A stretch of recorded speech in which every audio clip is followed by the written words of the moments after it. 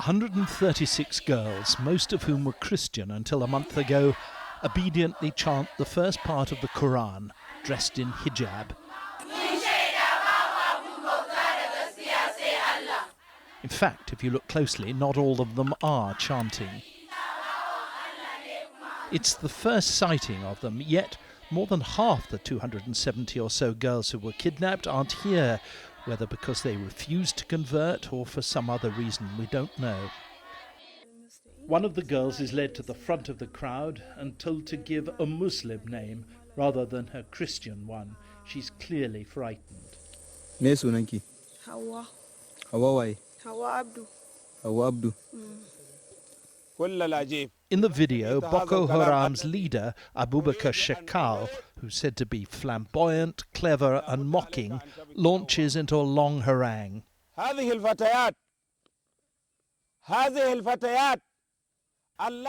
These girls you're so concerned with, he says, we've liberated them. They've become Muslims.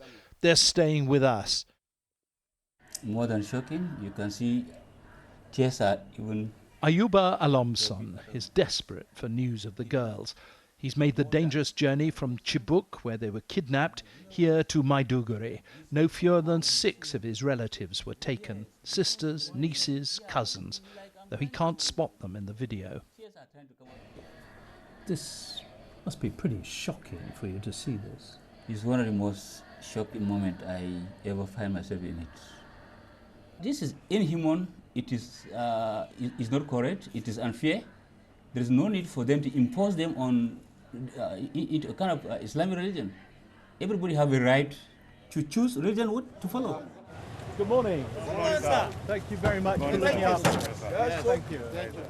This whole part of Nigeria is Boko Haram territory, and to get round it you need firepower, lots of it. We had 40 official vehicles packed with armed men to guard us. We were going with the local governor, who was heading off to the scene of one of the worst attacks here. It happened last week, and it was scarcely reported, even within Nigeria. This is hostile territory. The road we're driving on would normally be very busy. In fact, it's almost empty because no one wants to drive along here after all the Boko Haram attacks along here. We've been passing villages which are deserted because people are scared of Boko Haram. After a couple of hours, we reached the town of Gamboro. The bridge outside it had been blown up last Wednesday. But 2 days earlier, Gamboro was hit by an army of Boko Haram men. They arrived at 1:30 in the afternoon. We counted hundreds of burned out cars. Boko Haram didn't want anyone following them afterwards. And they massacred 375 people. Again, almost unnoticed in the outside world.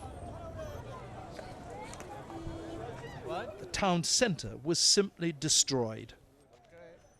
The sheer scale of the destruction here is quite extraordinary. I hadn't expected this. You have to remember all the attention around the world has been on the abduction of nearly 300 schoolgirls, but this is going on all the time in this part of Nigeria. The governor came here to offer help and money, but the survivors are working themselves up into a frenzy of anger that the Nigerian government should be doing so little to fight Boko Haram. The government has let us down. There's nothing like the government did not help us. This is sincerely speaking. Yes, they have let us down. I have to ask you, the crowd is getting quite angry here. I will pacify. There is, of course, the danger still. We are going to rebuild the market. We are going to compensate them for all their losses and reassure them that we will talk to Mr. President to reimpose the security here. But are you frightened? I am not frightened. I have gone to situations that are even worse than this. But there was no calming them. The governor was lucky to get away unhurt. This is pretty extraordinary. The governor and all of the rest of us are being thrown out of here by the anger of the crowd. So we're having to get back to our cars pretty quickly. All this anger isn't surprising. People here feel utterly abandoned, and they can't understand why a world which cares so much about the missing schoolgirls seems to care so little about the destruction of an entire town. John Simpson, BBC News, Borno State in northeastern Nigeria.